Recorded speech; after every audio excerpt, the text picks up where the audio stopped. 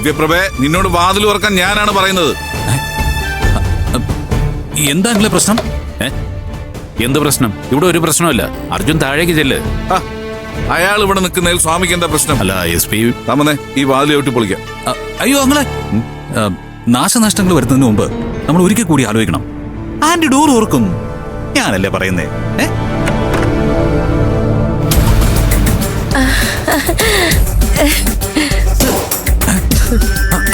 അല്ല, നിങ്ങളാരാ? ആ ദിവ്യപ്രഭ ഒന്ന് വിളിക്കൂ. ദിവ്യപ്രഭ ചെഹര മുഴുവൻ കരിവാളിച്ചു. ക്രീം തേച്ചിരിക്കാ ഭയ്യ. ഈ കോമാളി വേഷം കെട്ടി നിൽക്കാതെ ചെന്ന് വധൂവരന്മാരെ സ്വീകരിക്കേ. അയ്യോ ഭയ്യ, ഇനി കണ്ട കഴിഞ്ഞ ഈ ചെഹര വാഷ് ചെയ്യാൻ പറ്റൂ. ഈ ചെഹരയുമായിട്ട് ഞാൻ അവരുടെ ചെഹരയിൽ എങ്ങനെ നോക്കും? ഇങ്ങനെ വന്ന് സ്വീകരിച്ചാലും കുഴപ്പമൊന്നുമില്ല. ഇപ്പൊ നേരത്തെ പൊട്ടിയിട്ടതിന്റെ ആ വൃത്തികേട് മുഴുവൻ മാറി കിട്ടി. അതുകൊണ്ട് ആന്റിക്ക് ഗ്ലാമറത്തിൽ കൂടിയിട്ടുണ്ട്. എന്റെ മിഥുൻ ബേട്ടെ ചാച്ച, ഈ ബദ്മാഷിനെ ആരാണ് ഈ വീട്ടിൽ കയറ്റിയത്?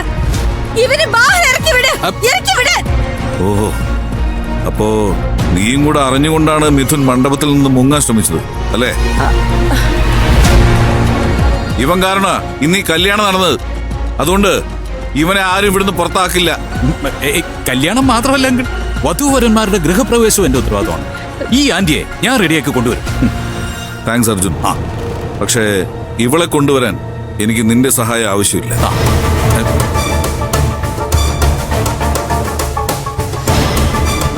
മര്യാദയ്ക്ക് മുഖം കഴുകി താഴെ വന്ന് ഈ കുടുംബത്തിലെ മരുമകൾ അർഹിക്കുന്ന വിധം കീർത്തിയെയും ആ കുടുംബത്തെയും സ്വീകരിച്ചിരിക്കണം. ഇല്ലെങ്കിൽ നീ എന്റെ സഹോദരി ആയതുകൊണ്ട് നിന്നെ ഞാൻ ഇറക്കി വിടില്ല. പക്ഷെ നിന്റെ മകൻ മിഥുൻ, അവനെന്നും ഈ വീടിന് പുറത്തായിരിക്കും. 5 മിനിറ്റ് സമയം ഞാൻ നിനക്ക് തരും. അതിനുള്ളിൽ നീ ഇറങ്ങിച്ചെന്ന് വിളക്ക് കൊടുത്ത് വധൂവരന്മാരെ സ്വീകരിച്ചില്ലെങ്കിൽ കീർത്തിയെയും കുടുംബത്തെയും ഞാൻ തന്നെ സ്വീകരിക്കും. എന്നിട്ട് മിഥുനെ എന്റെ ജീവിതത്തിൽ നിന്ന് എന്നേക്കുമായിട്ട് ചവിട്ടി പുറത്താക്കും. പാടോ. മിഥുന്റെ ഭാവി ഇപ്പോ നിന്റെ കയ്യിലാ ദിവ്യപ്രഭ.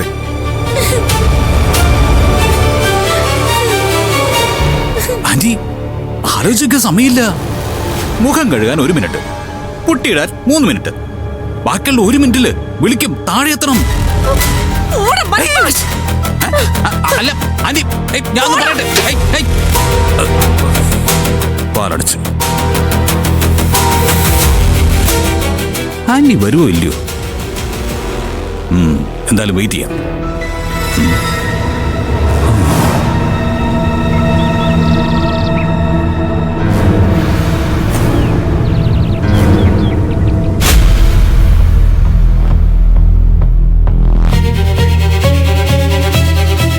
നിങ്ങള് വെയിറ്റ് ചെയ്യാൻ തുടങ്ങിയിട്ട് കുറെ നേരമായി അല്ലേ?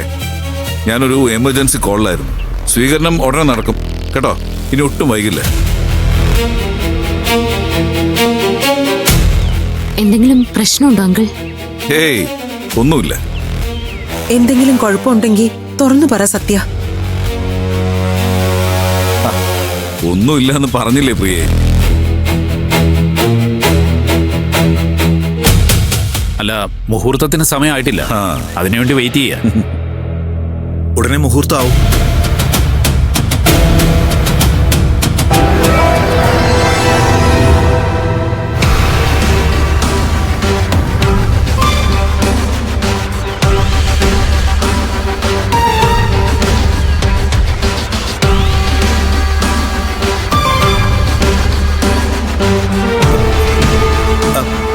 ദിവ്യപ്രഭ വിളക്കെടുത്തില്ലേ?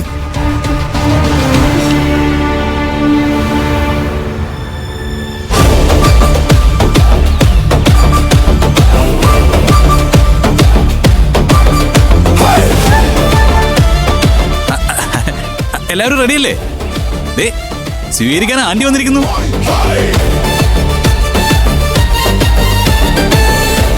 സ്വീകാർ കറോ ആന്റി. അയ്യോ അല്ല ആന്റി, ഈ കർപ്പൂരം കെട്ടുപോകുന്നതിന് മുമ്പ് വേഗം തട്ടം വാങ്ങ്. എന്നിട്ട് വധുവരന്മാരെ ചേർത്ത് നിർത്തി 3 പ്രാവശ്യം ഇങ്ങനെ വട്ടം കറക്കി കഴിഞ്ഞിട്ട് താഴെ നിന്നതാ ഇതിങ്ങനെ മുകളിലേക്ക് പൊക്കി തട്ടം പിൻവലിച്ചിങ്ങോട്ട് തരണം. മുझे മാലൂം. നീ എന്നെ പഠിപ്പിക്കണ്ട.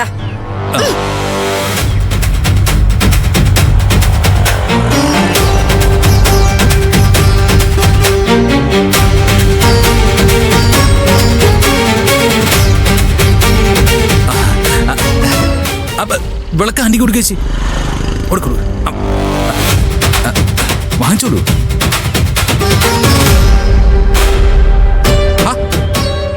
ആന്റി ഇപ്പോഴും വിളക്കം പിടിച്ച് നിൽക്കുന്നേ ഉള്ളോ? ഇനി അത് പുതിയ മരുമകൾക്ക് കൈമാറണം. വിളക്ക് കീർത്തിയുടെ കയ്യിലേക്ക് കൊടുത്തിട്ട് മകനെ മരുമകളെ അകത്തേക്ക് കൊണ്ടുപോകും. വാങ്ങിച്ചോ വാങ്ങിച്ചോ.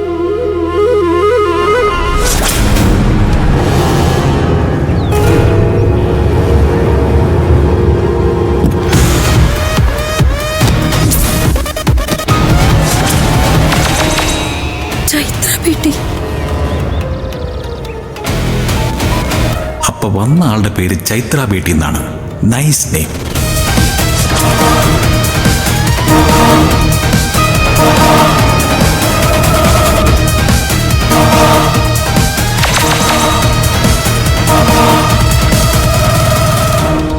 സാധാരണ ഇത്തരം സിറ്റുവേഷനുകളിൽ ബിൽഡപ്പ് ഇട്ട് വരുന്ന ആള് വിളക്ക് ഊതിക്കെടുത്താറുണ്ട്. ഇവിടെ അത് വേണ്ട. ചേച്ചി ഒന്ന് നിന്നേ. അത് ഞാൻ ആന്റി വിട്ടോ. അതെ, ഇനി ഒരു അറിയിപ്പുണ്ടാകുന്ന വരെ ചേച്ചി ഈ വിളക്കുമായിട്ട് കുറച്ച് മാറി നിന്നു. ശരി സർ. എന്നാ പോകോ.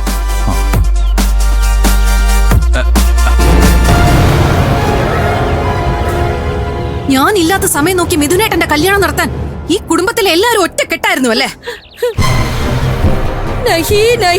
ഞാനും മിഥുൻ ബേട്ടി ആവർത്തിച്ച് പറഞ്ഞു. പക്ഷെ ഈ ഷാദി നടത്തണമെന്ന് ബയ്യ വാശി പിടിച്ചു. ഇവിടെ എത്തുന്നതിന് മുൻപ് ഞാൻ അറിഞ്ഞതും ഇവിടെ നടക്കുന്നത് ഡാഡിയുടെ പിടിവാശിയാണെന്ന്. ചൈത്ര, നീ അറിഞ്ഞ പോലെ അല്ല കാര്യങ്ങൾ.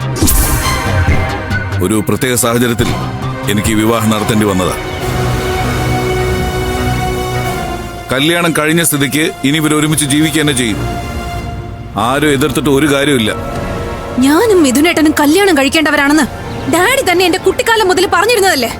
അതിന് എങ്ങനെ മാറ്റം വന്നു എന്ന് എനിക്ക് അറിയണം. അത്തരം കാര്യങ്ങളൊക്കെ നമുക്ക് പിന്നീട് സംസാരിക്കാം. ആദ്യം ഈ ചടങ്ങ് നടക്കട്ടെ.